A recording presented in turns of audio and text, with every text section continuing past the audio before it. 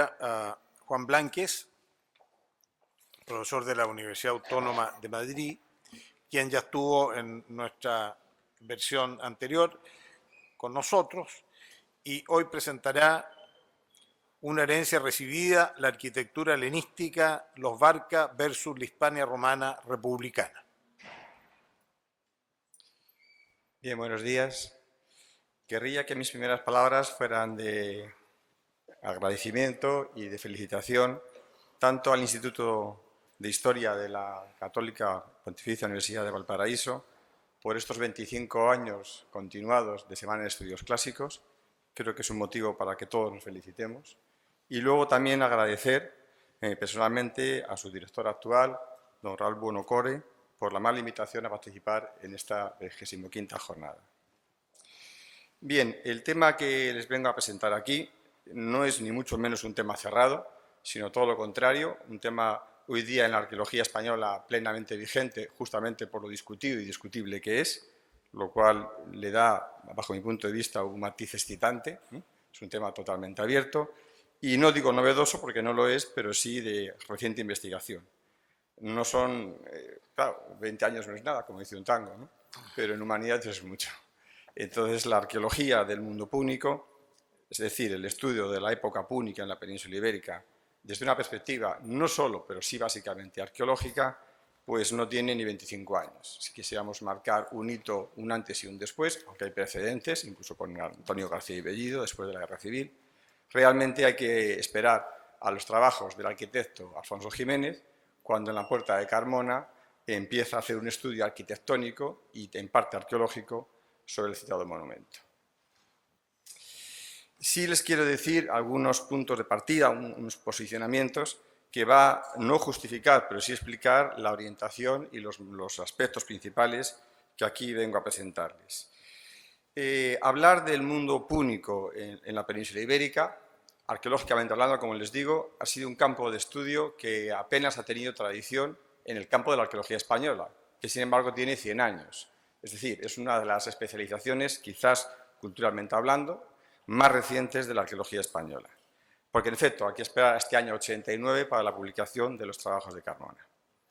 Por otro lado, también decirles que, curiosamente, cuando uno se aleja como un buen arqueólogo, somos casi como un zoom fotográfico, nos acercamos al terreno, vemos muy de cerca, nos alejamos enseguida, vemos de lejos, y ese acercamiento y ese alejamiento nos da una interesante perspectiva que nos acentúa, por un lado, la relatividad de los datos, lo cual no viene mal, pero también nos da una doble perspectiva, cerca y lejos, que nos permite darnos cuenta de que, como curiosamente, y digo curiosamente con ironía, hubo un periodo cultural que ocupó en la península ibérica pues desde el siglo VI hasta finales del siglo III, prácticamente 300 y pico años, que convivió físicamente en todo lo que es el Levante y el sur peninsular, pues prácticamente no se estudiaba en España, porque el peso de las fuentes textuales, particularmente latinas, habían implantado una visión peyorativa de la cultura púnica como una cultura bárbara, atrasada, en una necesidad lógica, justificable, no, pero sí entendible, latina, de justificar la propia destrucción de Cartago. Es decir, el concepto un poco que diríamos coloquialmente de prensa amarilla. Y tan eficaz fue esa prensa amarilla que, en efecto, no se estudiaba como un periodo cultural. Hoy día, desde el punto de vista científico, tanto de historia antigua como de arqueología y de humanidades, somos conscientes que tenemos una necesidad de estudiar una cultura que convivió con la ibérica, que convivió incluso con los pueblos celtíberos de la península, 300 y pico años, y que sin ser lo mismo convivieron en espacio y tiempo, y que incluso ese espacio y tiempo explica luego hechos posteriores. De tal manera que nos encontramos hoy día estudiando, arqueológicamente hablando, o sea, excavando en yacimientos que están provocando un fenómeno interesantísimo, y es, como se citó el profesor Bauza, hacer una relectura de las fuentes textuales gracias a los datos arqueológicos y, en paralelo, y eso es lo inteligente, los datos arqueológicos poderlos leer mejor gracias a la luz de las fuentes textuales. Hay, pues, una natural, solo que no muy frecuente, retroalimentación entre la relectura de las fuentes textuales, la relectura de las antiguas excavaciones y la luz de los nuevos yacimientos arqueológicos.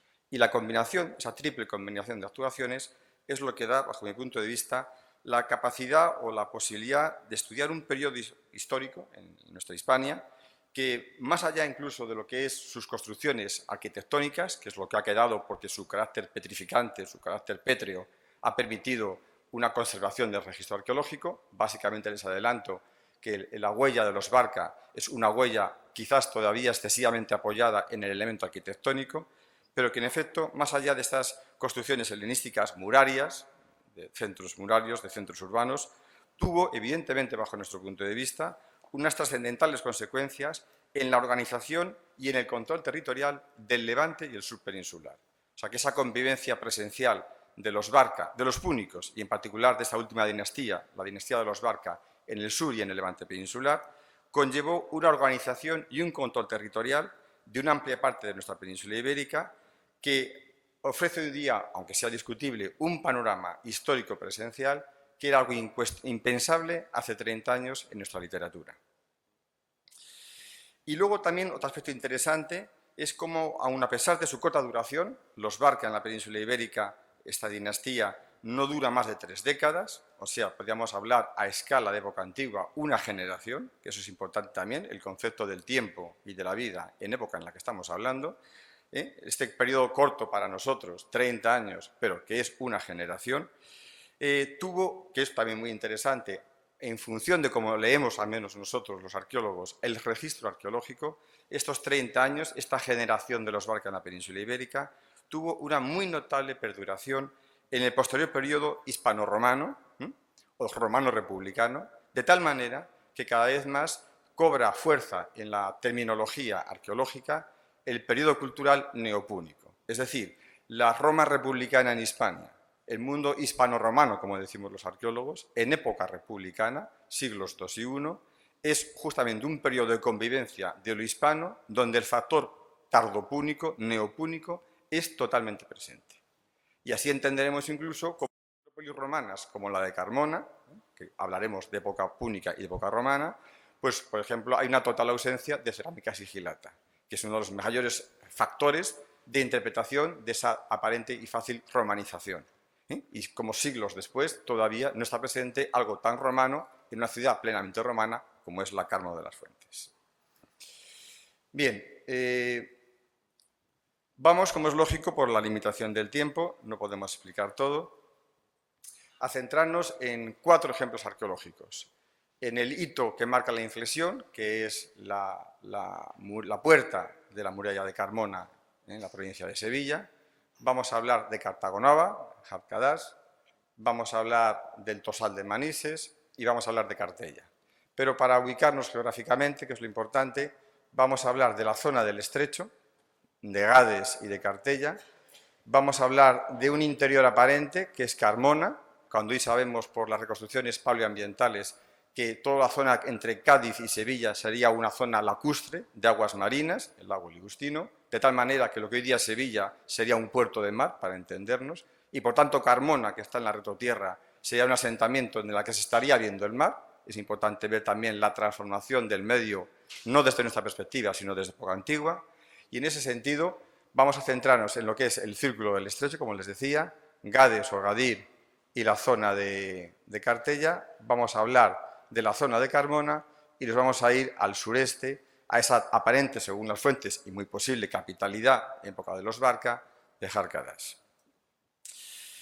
Lo que sí es verdad, y un poco empiezo casi por la conclusión, porque prefiero justamente decir cuál es la tesis de la ponencia que aquí presento y luego ser, eso es muy arqueológico, argumentarla con los registros arqueológicos, decir cómo en efecto lo que en 30 escasos años, no llega a 3 décadas, habían iniciado los Barca, en un deseo de contar con una infraestructura física necesaria e imprescindible en aquella época para un efectivo dominio territorial en el sur y en el Levante, ironías de la vida, todo ese esfuerzo material que hoy día saca el registro arqueológico fue aprovechado irónicamente por sus destructores, es decir, por el mundo romano republicano. De tal manera que hoy día nos damos cuenta que muchos aspectos de esa teórica romanización ya estaban implantados a través del mundo púnico y en particular por los Barca en la península ibérica. Y que hoy día, incluso arqueológicamente hablando, nos cuesta diferenciar construcciones de tipo helenístico hechas por los Barca de construcciones de tipo también helenístico hecho justamente por el mundo romano republicano. Estamos hablando de diferencias cronológicas de 10, 15, 20 años que en arqueología evidentemente es difícil matizar. Bien, empezamos por Carmona, porque como les decía es el momento, el hito que marca la inflexión en los estudios. Esto no sé si pasa.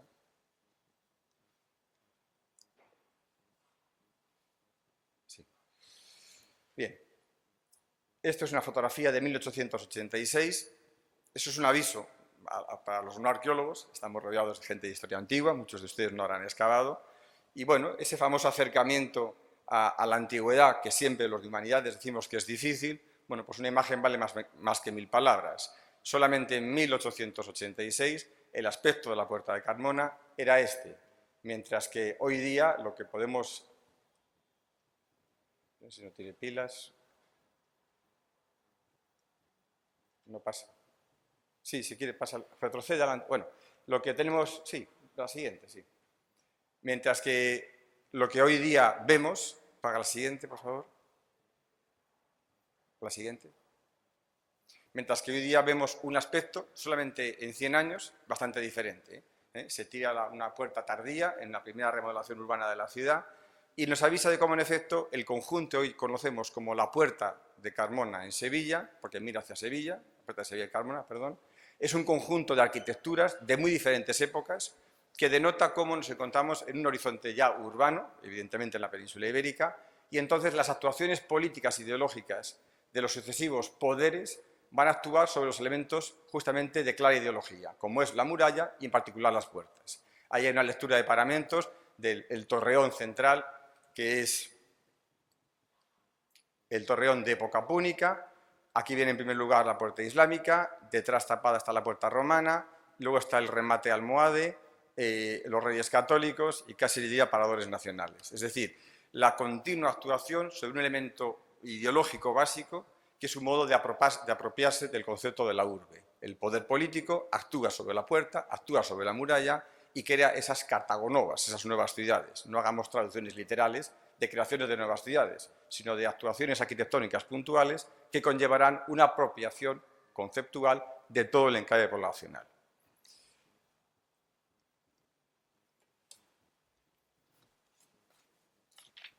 Pase, porque no puedo yo pasar. Bien, los trabajos de Afonso Jiménez determinan una cronología arqueológica y de estudio de paramentos de finales del siglo III y, por tanto, del último cuarto del siglo III, y, por tanto, la ubicación de la zona del Torreón asociado a época púnica y, por tanto, a la política arquitectónica, a esa política coordinada, no aislada, de actuación de los Barca en la península ibérica. En menos de 40 años vamos a ver una actuación febril de carácter helenístico, tipológicamente helenístico, acometido por los Barca. La polémica de ese torreón, la siguiente, es que justamente sobre él hay una fase de época romana, hecha en Opus Africanum, y luego una serie de puertas adosadas, de tal manera que lo que hoy día vemos como una muralla en torno a una zona de puerta, permite una reconstrucción, bueno, el estilo de colocación a soga y tizón de sillares almohadillados, que es una construcción claramente helenística, greca occidental, con toda la polémica de si es púnica o si es romana. Los trabajos arqueológicos de estratigrafía no han podido todavía definir con total seguridad que nos encontremos ante una construcción púnica, pero está claro que todos los elementos romanos están superpuestos o adosados. Por tanto, ahora hay una discusión actualmente abierta en España sobre si este torreón es de época romana, helenística, o sea, del siglo II, o si es de finales del III. Bajo nuestro punto de vista, y aquí no podemos entrar, remitiremos a la publicación y a las citas bibliográficas, pensamos que lo que nos encontramos ahí, justamente en toda la zona almohadillada, la siguiente, es justamente que tiene además marcas de cantero, y eso es muy interesante, porque eso indica que ya es una construcción hecha de una manera, digamos, organizada, no es gente indígena dirigida por un maestro extranjero, sino son producciones ya de cantería, maestros de cantería que trabajan de manera asociada. Esas marcas de cantero que han estado hasta hace poco han pasado desapercibidas. Pensamos particularmente que hay que desligar todas esas construcciones que hoy día rodean a la puerta de Sevilla en Carmona y entenderla como un castellum, empleando un término clásico, o un praesidium, que se hace en época de los Barca, justamente para crear una infraestructura militar física, en lo efectivo, militar, y también ideológica, presencial a través de la arquitectura, con lo que dejar todo el terreno, todo el territorio del sur y del Levante controlado políticamente para permitir a Aníbal marchar a Italia dejando todos los terrenos ocupados.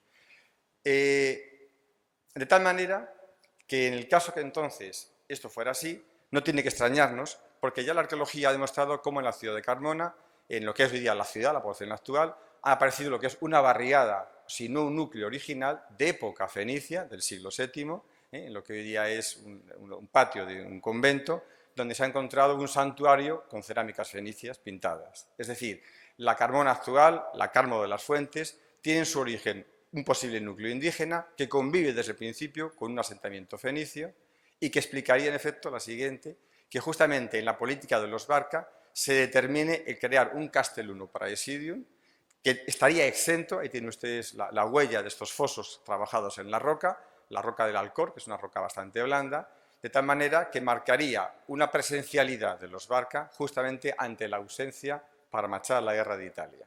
Luego, ya en época romana, hay una serie de construcciones que se adosan a este castellum, controlan una vía de comunicación, justamente a la que va hacia Hispalis, y ya se crea una ciudad unificada, una urbe unificada, que juntaría lo que sería el antiguo asentamiento indígena y o fenicio con lo que sería el castellum de época púnica. La siguiente. Ahí tienen ustedes la planta, el núcleo original a la izquierda. No tiene pilas.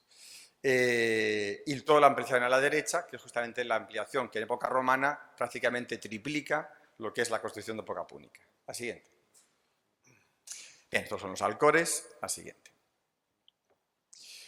Uno de los yacimientos que más datos arqueológicos está dando en los últimos 15 años es la actual Cartagena, la antigua Cartago Nova, Jarcadas.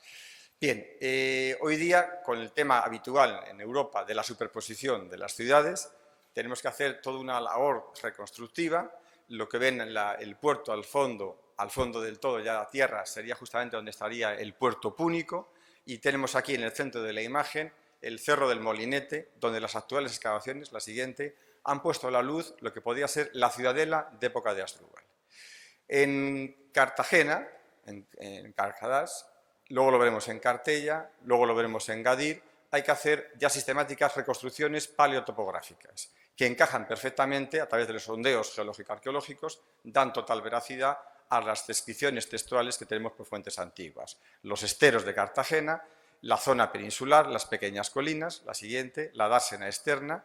Esto es una reconstrucción virtual, la siguiente, de tal manera que hoy día vemos como el viario todavía mantiene en gran medida el viario romano y en la parte superior a la izquierda tenemos el Cerro del Molinete, que es donde se han producido los últimos hallazgos más interesantes. Lo importante de toda la reconstrucción paleotopográfica es que entendemos cómo en efecto la zona del istmo, de la zona digamos peninsular a la zona de las colinas que darían a los esteros, estarían cortados en época púnica, defendidos por la muralla, que a principios de los años 90 es descubierta, una muralla de casamatas, hecha con sillares de gran tamaño, biselados, de corte helenístico, y que entre el Cerro de San José y el Cerro de Montecristo cerrarían el paso natural terrestre de acceso a lo que sería el asentamiento de la Cartago Nova, de Jarcadas, de época de Asdrúbal y de Amílcar Barca. Bien, esta muralla de casamatas, tienen ustedes a la izquierda la imagen de la musealización, su puesta en valor, a la derecha dentro del edificio. Bueno, la musealización emula la realidad, lo que sea el lienzo externo y el lienzo interno, y el interior del edificio la compartimentación que tiene la muralla de casamatas en esa misión, o de casernas, en esa misión doble de defensa y de producción económica. Bien, sobre este hallazgo que está hecho con cronología en la segunda mitad del siglo III, la siguiente. Las actuales excavaciones de los últimos 4 o 5 años, en lo que sea la zona cerca a lo que sea el foro de la época romana, ha permitido encontrar la ciudadela de Asdrúbal, seguramente. Es decir, la cimentación de lo que en las fuentes textuales nos llaman el Ac Asdrúbalis. De tal manera, la siguiente, se está cometiendo una labor de excavación intensa, la siguiente, con la típica superposición de muros. En la imagen, en la parte inferior, sería en la zona azul la muralla de época púnica, con la muralla de época romana, con la muralla luego de época medieval. Es una lectura de paramentos típica. Lo importante es que está claro que esa fundación de los Barca en Aníbal se apoya en un clarísimo nivel indígena del siglo V, como muy tarde, principios del IV, y que luego en la época de los Barca es apropiado mediante un cierre del acceso a la ciudad por la muralla de Casamatas, que han visto usted antes, y la construcción de esta ciudadela, de este palacio justamente de los Barca. Una actuación típicamente de príncipes helenísticos, porque, insisto, es una apropiación del territorio con toda una ideología. La siguiente. Son fotografías de lo que hoy día es la puesta en valor. Siguiente. Ahí tienen la fotografía de las actuales excavaciones. Siguiente. Y luego, una cosa muy interesante, y es que justamente tras la conquista y destrucción, de la conquista, la pérdida de la batalla, de la guerra del bando cartaginés, implica ya una presencialidad física de época romana y automáticamente una actuación que vamos a ver repetida en otras ciudades púnicas tras la guerra por la Roma republicana, que es la construcción en la zona política, en la zona de poder político de los Barca, la construcción de edificios religiosos y políticos de Roma republicana. En este caso en concreto, la construcción de un pequeño templo apoyado en lo que sería la cimentación del Palacio de Asdrúbal. La siguiente. Y esto es la actual puesta en valor. Siguiente. Vamos a dar un salto y nos vamos a Cádiz, a la Gadir de las Fuentes, a la Gades romana. Junto al fondo verán ustedes el mar, ven la ciudad de Cádiz y en primer plano ven un pequeño hotel, bueno, pequeño, más de 14 hectáreas, que es lo que se conoce como el yacimiento del castillo o la torre de Doña Blanca. 11 metros de estratigrafía y toda una polémica en la discusión si Cádiz, la Cádiz de las Fuentes, es la suma de la punta costera junto con Doña Blanca o si realmente la Cádiz de las Fuentes sería Doña Blanca. Lo que está claro es que el actual mar ha retrocedido varios kilómetros y justamente el llamado puerto de Menesteo por las fuentes textuales llegaría hasta las faldas de este pequeño hotel. Seguramente, como siempre en la vida, la razón, lo veremos con el tiempo, pero la Cádiz de las fuentes textuales sería la suma seguramente de Doña Blanca más de las 3 islas citadas por las fuentes. Unas partes de urbe, unas partes de ciudadela, unas partes económicas y unas partes de prestigio político. Pero vamos a adentrarnos en las excavaciones, la siguiente. Ahí tienen ustedes la muralla, el inicio de muralla. Hay una muralla del siglo finales del 9, principios del 8, encima una del 6 y encima una de época bárquida del siglo III. Lo importante de la superposición de las 3 murallas indica 2 aspectos muy fundamentales a destacar. La elección del sitio es el adecuado. Por eso, desde el siglo finales del 9 hasta el siglo III, no se cambia la ubicación de esta urbe. A su vez, a lo largo de estos 3 siglos, desde el siglo finales del 9 hasta el siglo III, las 3 sucesivas murallas no se superponen y, por tanto, no hay una reducción en ningún momento del perímetro del asentamiento. Y luego tienen ustedes ahí el corte estratigráfico, esas manchas marrones, que reflejan lo hoy desaparecido pero habitual en época antigua, que serían los remates de las murallas pétreas con un tercio superior hecho en tapial o adobe. Lo que encontramos en el foso de la muralla son los sucesivos derrumbes de los remates en tapial y adobe para hacer nuevos alzados en piedra. Sigamos. Hay 2 puntos fundamentales de Doña Blanca. Aquí tiene ustedes un plano esquemático. Vamos a fijarnos sobre todo nosotros en lo que es de la imagen, la parte superior izquierda, donde aparece muy claramente lo que son los elementos de la construcción, la reconstrucción o la actuación urbana de época de los Barca en Castillo de Doña Blanca. De nuevo encontramos una muralla de casamatas o una muralla de casernas, con una tipología semejante a la de Cartago Nova y la que veremos luego en Cartella. Siguiente. Ahí tienen ustedes la secuencia del tel, de estratigráfica, de 11 metros de profundidad del siglo IX, que ya desde el siglo IX o principios del VIII ya es muralla de casamatas. Lo que va a cambiar con los Bárquida no es entonces la tipología, sino el hacer, el cómo hacer, a modo helenístico, la presencia ya de pasar de una piedra poco trabajada, del mampuesto careado, pasar al sillar, perfectamente escuadrado, e incluso biselado. La tipología entonces no cambia, lo que cambia es el modo técnico de realizarlo. Se pasa de mano indígena a pasar ya a maestros canteros, a oficiales ya asentados en la península y que funcionan como gremios. La siguiente. Ahí tienen ustedes, cuesta para quien no esté acostumbrado a verlo, la muralla de casamatas, los pequeños cuartos, el lienzo externo, el lienzo interno y la compartimentación que queda estos cuartos de almacenaje, lo cual denota la capacidad económica de estos asentamientos. Si calculamos los metros cúbicos que se pueden guardar en estos cuartos, indica el nivel de producción económica que se guarda. No olviden que el Mediterráneo no se navega todo el año, se navegan 6-7 meses, por lo cual estos asentamientos urbanos tienen que tener una gran capacidad de almacenaje de la producción para que aprovechen los 5 o 7 meses en los que se pueden navegar e intercambiar. La siguiente. Y ahí tienen ustedes un dibujo con la superposición de las murallas y, lo que es importante, la muralla de Casamatas de época bárquida, que es de nuevo una remodelación de la ciudad que sigue siendo de 14 hectáreas. De tal manera que si empezamos a asociar la creación del Castellum en época de los Barca en Carmona, junto a lo que sería al fondo del estuario del lago Ligustino, la remodelación de parte del asentamiento del concepto urbano de Gadir en el castillo de Doña Blanca. La siguiente. Ahí tienen ustedes los detalles del típico trabajo de corte helenístico, de trabajo de engatillado en la piedra, de pequeño biselado en los bordes. Es un trabajo que desde Mocia hasta la península ibérica encontramos multitud de paralelos, pero aquí no les voy a aburrir. La siguiente. Otro ejemplo, también hoy día que ha cambiado bastante la perspectiva, es cerca de lo actual Alicante, la excavación de un asentamiento pequeño, conocido como el Tesal de Manises, que luego será la Lucentum de las fuentes romanas, que hoy día ya se interpreta no como un asentamiento ibérico, sino como un asentamiento de carácter púnico. Las excavaciones de los últimos 3 años han dado un giro total a la investigación. Sí, puede pasar la siguiente. Y ven ustedes de nuevo la construcción de una muralla que no es de influencia púnica, es que están púnicos viviendo allí.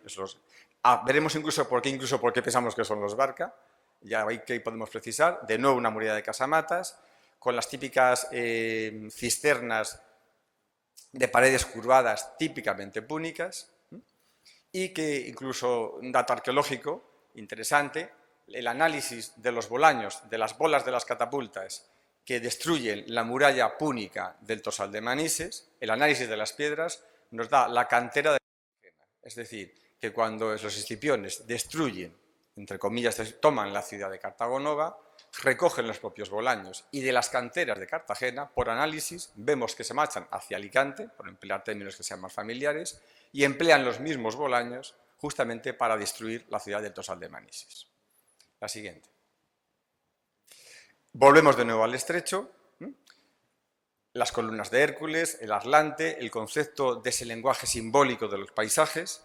Cuando hablamos del simbolismo de la arquitectura como lenguaje de poder, tenemos que hacer el esfuerzo siempre de trasladarnos a cómo tenemos que entender, en la medida de lo posible, el mundo antiguo, los conceptos de esperanza de vida, 33, 40 años, los conceptos de un paisaje en el que se mueve, que está divinizado, que está cargado de simbolismo, y entonces, en ese sentido entenderemos que muchas actuaciones físicas que hace el hombre, que hace el político, es un reflejo de la propia visión cosmogónica que tiene del territorio. Siguiente. Y vamos a centrarnos en la bahía de Algeciras.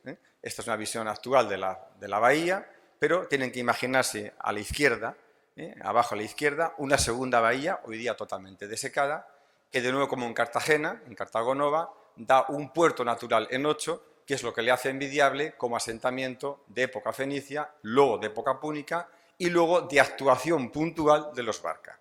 Lógicamente los Barca no actúan en todos los asentamientos púnicos de tradición en la península ibérica, sino en los puntos clave, porque ya en el siglo III, ya todo el mundo occidental mediterráneo, la geopolítica funciona perfectamente, el control del estrecho, el control de las minas de plata, la exportación de todo el mundo del interior del Tinto y el Odiel, no por la zona de Huelva, sino justamente por la zona de Cádiz, por el Guadalete. Es decir, tenemos que intentar entender la política física que hace el hombre dialogando con el medio. La siguiente.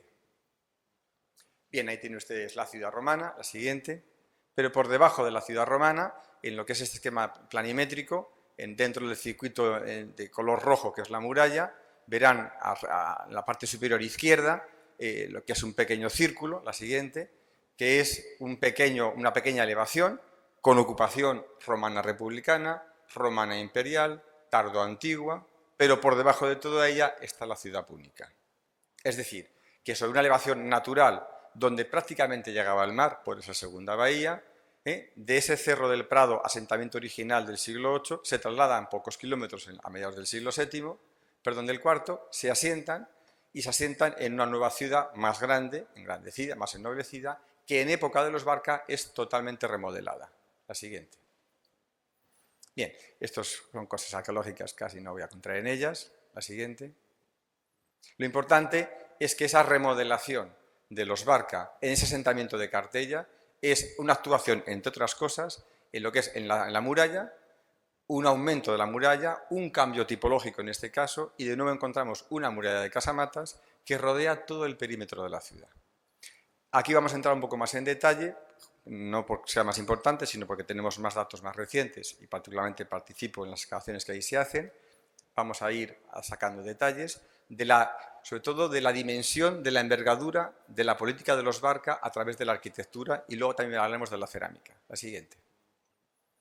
Bien, esto es un detalle, ahí tienen ustedes la parte delante de la fotografía, que es la muralla del siglo IV.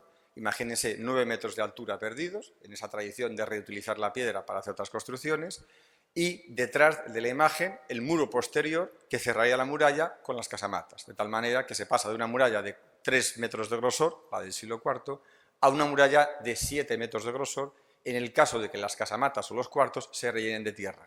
No olviden ustedes que la poliestética de este momento tiene catapulta, tiene torre de asalto, tiene ariete y, por tanto, las murallas tienen que adaptarse a las catapultas, a los arietes y las torres de asalto. Y una muralla del siglo IV de 3 metros de grosor no es operativa en época de Aníbal, ni por parte romana ni por parte púnica bárquida. Y, por tanto, las murallas de casernas proliferan ahora porque permiten rellenarse en caso de ataque y macizar 7 metros en caso de ataque a las catapultas. La siguiente. Bien, la siguiente. Lo que ven ustedes aquí es la cimentación de las casamatas. No es muro en altura, es cimentación todavía. Bien, esa cimentación, con esa calidad de trabajo, nos permite pensar a los arqueólogos que entonces esos cuartos tendrían el doble de altura, por lo cual se están haciendo de los Barca una remodelación en el circuito de la ciudad, pensando en crear unos cuartos de doble altura y, por tanto, de doble capacidad de almacenaje. En menos de 3 décadas, las ciudades púnicas básicas del control del estrecho o de las minas de plata, Cartago Nova, la salida de Cástulo, Sevilla, el control del estrecho, están duplicando la producción económica, o al menos la envergadura que se pretende hacer es duplicar la producción, porque si no, ese 1,50 m de altura, de cimentación solo, no explicaría para levantar luego un muro de 2 metros de altura, sino de doble altura. La siguiente. Luego veremos por qué incluso. Bueno, en todo ese galimatías muy arqueológico, quédense con la zona amarilla, que es los cuartos. Ven la zona gruesa, que es la muralla del siglo IV, el retroceso hacia atrás, como es en pendiente, no pueden crecer hacia afuera, retroceden hacia atrás para crear las casamatas, crear esa doble lienzo y esa doble altura de piso, y luego una salida, la siguiente, que está realizada, bueno, esto es una reconstrucción virtual, como pensaríamos que sería, la siguiente. Esto es una reconstrucción de las casamatas, visto por dentro, pequeñas aberturas, justamente para el control de la humedad y de la sequedad, para justamente guardar cereal y para guardar carne en salazón. La siguiente. Y luego tienen la foto inferior izquierda, lo que sea el final de la puerta de acceso, es una puerta en rampa, abocinada para que puedan girar los carros, construida con sillares, que no desmerecen los trabajos que vemos en el mundo helenístico, tanto de filiación griega como de filiación romana itálica, como de filiación púnica, porque estamos hablando de una tecnología universal en el occidente. Están helenizados unos y otros. Bien, a esta puerta púnica, que por cronología, por los materiales cerámicos y por la numismática, podemos fechar a finales del III, seguramente en época de Aníbal. Siguiente, recientes excavaciones han permitido ratificar las hipótesis. Miren, la ciudad de Cartella, al igual que la ciudadela de Arcadas, son asentamientos pequeños, porque ahí no vive la población. No llegan a las 4 hectáreas. Tenemos una visión muy actual, bueno, confundimos urbe con ciudad. En el mundo antiguo, ahora vamos a ver por qué, vive una minoría. La ciudadela o la urbe de Cartella, por el circuito murario, no mide más de 4 hectáreas. Y la mitad del espacio interno está ocupado por edificios religiosos o de carácter político. Toda la población está fuera de la urbe, fuera de ese recinto de un claro carácter sacral. Lo importante es que la muralla que encontramos de casamatas con la puerta de corte helenístico allá hace años, este año pasado y este año actual, este verano, en el mes de agosto, la siguiente, hemos podido excavar en otra punta de la ciudad y nos hemos encontrado justamente la muralla. Ahí tienen ustedes la remodelación de época bárquida, con un cambio tecnológico evidente, que se apoya en la muralla del cuarto. Ya en el 2009 sacamos 2 metros de altura, la siguiente, y excavaciones que hemos hecho ahora, en agosto de este año, han permitido sacar ya hasta la fosa de fundación, que se conserva una altura de 3,40 metros. Es decir, ahí tienen ustedes muy bien lo que es la muralla del siglo IV, hecha con mampuesto, careado, y luego la remodelación, el apropiarse del recinto, mediante una superposición de época bárquida, ya con otra técnica constructiva diferente, la famosa de corte helenístico, y los cuartos de casamatas. La siguiente. Ahí tienen ustedes entonces, unimos las dos campañas y ratificamos la idea del perímetro de la ciudad, que luego es absorbida por la ciudad republicana y luego es engrandecida en época augustea. Y se pasará de 4 hectáreas a 27 hectáreas. Es el paso de la escala de época de los Barca a época de Augusto. La siguiente. Pero lo importante es que en el centro de esa pequeña ubicación, de esa ciudadela, se ha encontrado debajo del templo republicano, el más antiguo de la península ibérica, en un fenómeno semejante al que se está documentando ahora en Cartagena, en Cartago Nova, encontramos en la imagen de la derecha el depósito votivo fundacional de la ciudad, los restos de depósito votivo que sacralizan el espacio de la ciudad y a partir de entonces se construye. Y por encima de ese depósito votivo, ven la imagen de la izquierda, sucesivos altares hechos con hormigón hidráulico, que son los típicos altares que solo se conocían por las monedas, por los reversos de algunas monedas de época púnica, forrados en lo que diríamos un opus in nihilo, en un hormigón hidráulico, que está hablando de una serie de rituales donde sería líquido. Es un núcleo de barro forrado en este hormigón hidráulico que lo conocen los púnicos, y no, fíjense la imagen de antes de las cisternas para almacenar agua. Hay pues una continuidad cultural, desde época púnica, depósito votivo, sucesivos altares púnicos, cortado por la cimentación del templo republicano. Hay una perpetuación del valor de los espacios y una superposición ideológica del poder de la Nueva Roma encima del poder del mundo bárquida. La siguiente. Pero incluso ese templo republicano se está construyendo en un 95% con piedras de época púnica, con sillares de época púnica. Y en época púnica, no se engañen, tenemos una imagen petrificada del pasado, porque encontramos todo piedras. El mundo púnico, como el mundo semita, como el mundo mediterráneo, es una arquitectura del barro, solo que tiene los zócalos, la parte baja hecha en piedra. Solamente las áreas religiosas, tumbas o palacios o templos, el mundo semita oriental emplea la piedra. Pues bien, todo el pódium del templo republicano, del 125 más o menos antes de Cristo, todo el pódium está hecho estrictamente con grandes sillares de época púnica. Es decir, se está desmantelando el templo púnico que hemos encontrado en el altar votivo, se está desmantelando, uno guarda tejas, guarda rejas, pero no guarda sillares durante 200 años. Luego el edificio religioso púnico hecho en estos sillares se ha desmantelado para rehacerse ahora al modelo romano.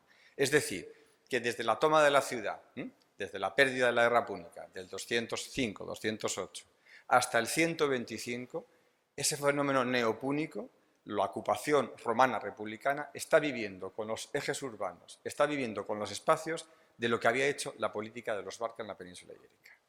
Y de hecho se ve cómo en la imagen de la derecha el sillar de abajo, que está descentrado, es todavía in situ del cercado del área sacra de lo que sería la ciudad púnica. La siguiente. Pero en esa superposición cultural podemos ver, justamente estos muros de época púnica. Ahí estaría la zona del edificio religioso, aquí estaría la muralla. Vemos entonces que hay una disposición en terrazas, es decir, esa urbe de Cartella de época púnica, en la remodelación de los Barca, lo que genera es una construcción aterrazada, en el mejor esquema helenístico de proyectar todo el poder de lo que sería el poder político a través de la arquitectura del urbanismo, que se muestra en ladera a todo aquel que viene no arrastrándose como un sumiso, no, viene navegando por el agua, porque en el mundo antiguo la comunicación es fundamentalmente por el agua. El acceso a Cartella, el acceso a Gadir, el acceso a las ciudades es por el agua, fundamentalmente más cuando es un régimen de bahías de estuario. de tal manera que una disposición en terraza permite ver perfectamente los principales edificios, el cercado con sillares del templo, la disposición del palacio, el elemento de la muralla de casamatas. De tal manera que si a un asentamiento urbano de 3-4 hectáreas le quitamos todo el perímetro religioso, le quitamos el perímetro interno amurallado de las casamatas, le ponemos estos muros aterrazados de 4 metros de grosor, resulta que en efecto nos encontramos ante el concepto de una ciudadela y no del concepto de ciudad poblacional que tenemos un poco quizás por las imágenes de la Roma imperial o bien quizás de las películas. La siguiente.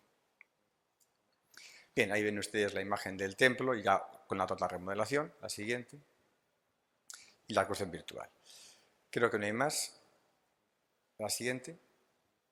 Bien, entonces la conclusión que podemos llegar o que defendemos nosotros es que con los Barca se acometió físicamente una política consciente y coordinada desde un punto de vista arqueológico-material de construcciones febriles y fabriles, de fábrica y de fiebre a toda velocidad, de actuación en determinados puntos ya preexistentes, de poblaciones indígenas, que van a actuar sobre ellos transformándolos en los puntos de más carga ideológica. Las murallas, en el concepto de delimitación de área religiosa, también en el concepto de poder político y también en el concepto económico, porque las murallas son los propios almacenes del poder.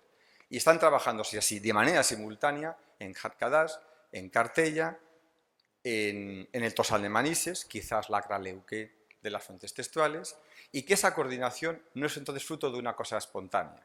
Podríamos hablar, y no quería aburrirles, de, por ejemplo, el material cerámico, la combinación de vajillas de barniz negro con vajillas de tipología helenística acabadas en engobe rojo, que nos denota un comer ya con vajilla al modo helenístico. Es más, la funcionalidad de las cerámicas nos determina un comer de pescado, un comer de caldos, son las tipologías más abundantes. Es decir, la cerámica acompaña más en silencio a la espectacularidad de la arquitectura, pero la combinación de dos tipos de vajillas tipológicamente helenísticas, pero acabadas en barniz negro y acabadas en barniz rojo, vamos, en engobe rojo, determina también otro equivocado antagonismo, ¿no?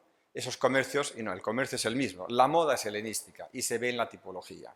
Y luego hay una primacía al principio, en el siglo IV, de los acabados en rojo, que poco a poco va ganando el mercado itálico con los acabados en negro. Pero lo importante es que en estas ciudades la tipología de corte helenístico, de cerámicas de tipología helenística, en barniz negro, guión en engobe rojo, denota un cambio en los gustos culinarios, de comer siendo servido y de comer elementos de pescado y elementos de caldo. Es decir, que son cambios ya formales que van desde la vida cotidiana hasta lo que es la vida económica o la vida política. Está claro entonces que los Barca funcionan como auténticos príncipes en la península ibérica. Hoy día otro tema de investigación abierto es, por ejemplo, el estudio, que aquí no puedo traerlo ahora por falta de tiempo, el estudio incluso de las propias batallas, la batalla de Baécula, un tema de investigación que se ha localizado a la batalla en función de dónde estaba el campamento por concentración de monedas de bronce, dónde es el campo de batalla por las tachuelas de las suelas de los soldados romanos, dónde hay escaramuzas por los glandes de plomo de los honderos, es decir, hay una ocupación peninsular, seguramente que se inicia territorial en el siglo IV, de acuerdo con una política de Cartago de fomentar la fundación de asentamientos nuevos en el occidente, y esa política llega, en el caso de los Barca, a una apropiación directa a través de un lenguaje claramente distinto, de corte helenístico y yo diría casi de corte de príncipes, De esa manera, lo que empezó con un pozo suave de presencia fenicia, luego púnica, por emplear términos coloquiales, y sobre todo a partir del siglo IV acelerada, va a encontrar en la segunda mitad del siglo III con los Barca un salto cualitativo de corte helenístico que solo se puede explicar su éxito por apoyarse en toda una tradición anterior y que, como es truncada militarmente, se confunde justamente sus resultados por la presencia ya luego de ese mundo romano-republicano que más que romanización, hablar de un mundo hispano-romano, de elementos ya itálicos y de la perduración de todo ese mundo del fenómeno neopúnico. Muchas gracias.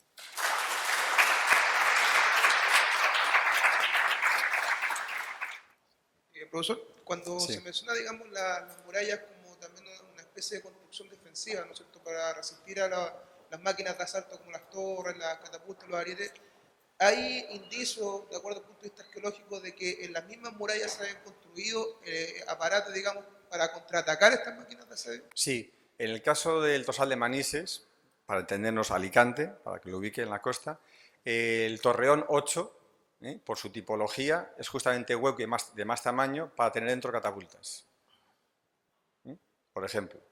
O, por ejemplo, en los niveles más bajos de la muralla de Cartella han aparecido los bolaños del ataque. Bolaños, piedras, es la bala, ¿no? La bala de la catapulta, han aparecido a pie de muralla. Muy interesante. Juan, está claro que, de acuerdo a las realidades históricas y sobre todo arqueológicas, se puede hablar claramente en el siglo III y en el siglo II de una barquización, de una punización de la península en la parte sur. Ahora, ¿qué pasa? La única duda que tengo, ¿qué pasaría en el lado de Málaga? En Málaga, ahí no se produjo absolutamente, no se llevó a cabo, porque los ejemplos que tú colocabas, sí, con excepción de Cartago Nova, Carmona, son más que nada en la parte occidental de la península. Y lo segundo es, ¿qué posibilidades? A lo mejor seguramente no han encontrado nada, porque tú has tratado muy bien la parte de la ciudadela, no se han encontrado tumbas, hipogeos. ¿Qué pasa con las necrópolis? Porque de alguna manera hemos estado hablando solamente de los espacios públicos. Sí. Si llegara a haber algo, a lo mejor sí se han podido encontrar algo efectivamente. Sí. Vamos a ver, el problema que tiene España, que tiene muchos, es uno de ellos, y los que vivimos allí lo sufrimos en Humanidades, es que no hay una política científica continuada. Es decir, la puesta en valor de la ciudad de Cartagena ha fomentado una larga investigación en Cartagena, pero no hay una política de vamos a estudiar el mundo púnico en el sureste. Entonces, los hallazgos salen por casualidad, por grandes obras públicas, por la construcción urbana. No hay una política científica continuada. Y entonces, muchas veces no tenemos, por ejemplo, tenemos una laguna en Málaga. Bien. Entonces, sabemos con seguridad, porque lo cuentan las fuentes textuales, la llegada de los Barca por la zona de Cádiz, el ir hacia el interior, la ubicación, la interpretación quizás de Acralique, si es Carmona o no es Carmona, la creación posterior de la capitalidad en Cartagonova, Arcadas, es decir, es todo el sur peninsular y todo el Levante. Y luego la penetración hacia el interior es muy fuerte, solo que ya no es tan rotunda. Pero miren, en Ciudad Real, en La Mancha, en una ciudad, en un oppidum ibérico, ha aparecido una pequeña capilla urbana con un altar con 3 betilos. Es decir, ¿qué más fuerte influencia de aculturación en una sociedad totalmente ibérica-bretana que encontramos en una capilla urbana, o sea, no un altar personal, no un comerciante, en el entramado, en la red urbana, o sea, pensando en la red urbana, se ha pensado poner una capilla en un cruce de 3 caminos, en la zona baja de la ciudad, que es la zona comercial, y en esa pequeña capilla un altar con 3 betilos. Eso estamos hablando de Ciudad Real, de Valdepeñas, en el Cerro de las Cabezas. Es decir, que la influencia, bueno, y luego uno coge las campañas, coge textualmente, sigue las campañas militares de los Barca, y es que en efecto llegaron muy al interior. Y van hacia el norte. El profesor Vendal, apoyándose en trabajos del arquitecto y arqueólogo Hausil, interpreta un pequeño también castellum en Tarragona, en la zona de la Vía del Obispo, en el Palacio Arzobispal. Es decir, la idea de una arquitectura que físicamente, de manera material e ideológicamente controla todo un territorio, desde la zona de Cádiz hasta la zona casi de Tárraco, eso es evidente. ¿Qué pasa? Que no hay una investigación continuada que vaya llenando lagunas intermedias. Entonces, la tradición de investigación en Cádiz y en la zona de Algeciras, Doña Blanca y Cartella. La apuesta política de la ciudad de Cartagena, que en los años 80 se arruina económicamente por el cierre de las minas, el quitar la milicia obligatoria y por tanto todas las juelas de bandera, etcétera, etcétera, se decidió políticamente hablando la autonomía a invertir en patrimonio. Y hoy es una ciudad patrimonial. Eso ha permitido las excavaciones del Molinete, ¿no? Recientemente Repsol va a invertir 3 millones de euros justamente en acabar la excavación del Molinete. Es decir, que tenemos, en efecto, cuentas de un rosario que no podemos físicamente unir, pero que encaja muy bien con lo que nos cuenta en el territorio de las fuentes textuales. Y luego las necrópolis. El gran problema es que casi todos los asentamientos tienen luego continuidad en época romana y posterior. El salto de la ciudad de Cartella de 4 a 27 hectáreas, por un lado, parte del mundo suburbano, el periurbano, es desaparecido físicamente. Primero, sería mucho menos conservable por su mala calidad y luego físicamente pisado por el crecimiento del urbano. Y luego, en algunos casos, en el caso de Cartella que conozco más, nosotros tenemos la seguridad de que tienen que aparecer, porque no han aparecido. Toda la zona de Algeciras tiene una larga tradición literaria y se habla, bueno, nunca se perdió la memoria histórica de que existía ahí Cartella, ¿no? Incluso se va a confundir con Tartesos. Es el punto más cartografiado de España. Y no hay ninguna fuente textual, ni del 15, ni del 16, ni del 17, y tenemos grabados que se ven en las costillas del teatro de Cartella, que hablen de cenizas ni de tesoros. Y las tumbas fenicio-púnicas, si otra cosa no tienen, es cenizas, huesos y oro. Es decir, deben estar a 2 metros bajo el barro. Tienen que aparecer. En el caso de Cartella, tenemos la total seguridad que no han aparecido. Porque como se ha hecho mucha construcción y eso es imposible ocultarlo, en alguna zona de la ladera de la montaña tiene que estar tapado por barro, pero por 2 metros de barro, todas las que son las necrópolis púnicas de Cartella. En el caso de Cartagena, pues yo diría que 3/4 de lo mismo. Porque la voz popular no oculta que han salido tesoros. Eso es una cosa... Entonces, la ausencia de Málaga es un tema de falta de investigación. Sí, muchas gracias por la preciosa contribución a la reivindicación del papel histórico de Cartago y de los bárquidas en la península ibérica y en la historia antigua en general. Lamentablemente, claro, la historiografía moderna ha seguido las pautas de la historiografía grecolatina, de la damnatio memoriae, ¿no? Esa contraposición entre la fides romana y la perfidia púnica. Las tesis de Schulten sobre el filohelenismo, el protagonismo de los griegos, la desaparición de los semitas, y afortunadamente vosotros estáis reparando, ¿no?, esa injusticia histórica. Entonces, solamente dos apuntes. El primero tiene que ver con Cartella, quizás. Bueno, Cartella es la primera colonia, si no recuerdo mal, la primera colonia romana en la península ibérica, en el 181, y es una colonia híbrida.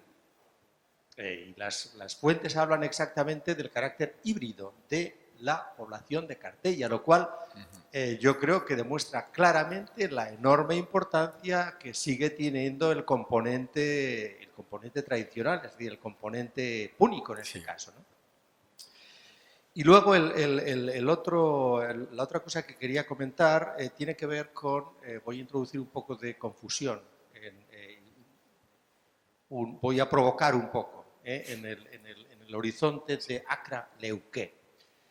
Pero esta provocación yo creo que es saludable porque tiene que ver con el alcance de la penetración, de la monumentalización de los púnicos mucho más al norte, mucho más al interior de la península.